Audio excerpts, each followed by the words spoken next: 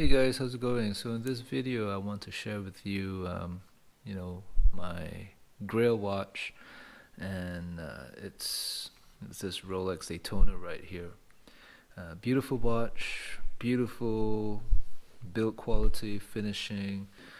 It's elegant. It is a great watch, right? It really is a great watch. Um, but at the same time, is it really worth the money? And you look at the new Daytonas right now, the ceramic Daytonas. The MSRP is about 12. How much is it? 12,000 US dollars, but they're going for about 17 in the used market. So is the Rolex Daytona really worth the hype? And when you compare it with my Rolex Explorer 2, it's on the opposite end of the spectrum when it comes to 40 millimeter sports watches with a complication, right? The Explorer 2 right here would probably cost you about 14,000, about 4,000 US dollars, whereas the Daytona right here can cost almost $16,000, right? So is the Daytona four times the watch of the Explorer 2? And is it four times better? Objectively, the answer is no, right? In terms of build quality, the Explorer 2 is in no way more inferior than the Rolex Daytona, right?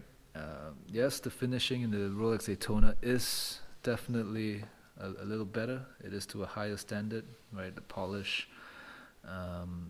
but not four times. It's not finished four times better than the Rolex Explorer 2, right? It's just that the Daytona carries an aura, right? It has recognition. It has a legendary status behind it, and that's something that the Rolex Explorer 2 does not have.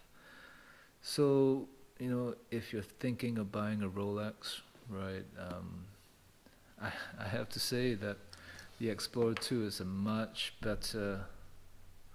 It's a much better deal, right? If you're not a crazy watch enthusiast collector, you just want an honest, great, Rolex watch.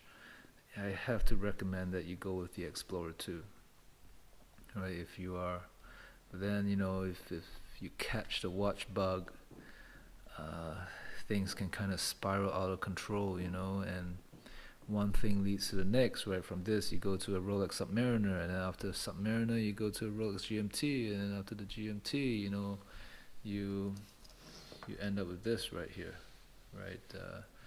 Is it a great watch? Yes, right?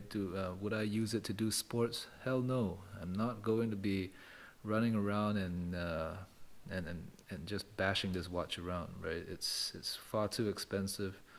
It's it's polished all over the place. I don't really want to get it too beat up or too scratched, which is extremely unfortunate. But that's how it is, right? It's a Rolex Daytona, right? Even though it's a sports watch, you kind of got to treat it with care. However, this Explorer 2 right here is a lot more rugged. Of course, I take care with it, but I would not hesitate taking this out hiking, biking, swimming, doing, going to the gym, no problem.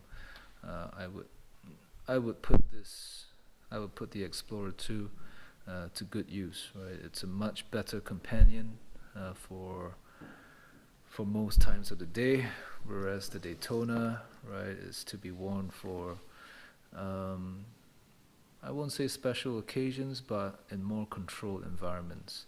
Okay, so anyway, this is my take on two of my favorite Rolexes, but on opposite ends of the spectrum when it comes to pricing.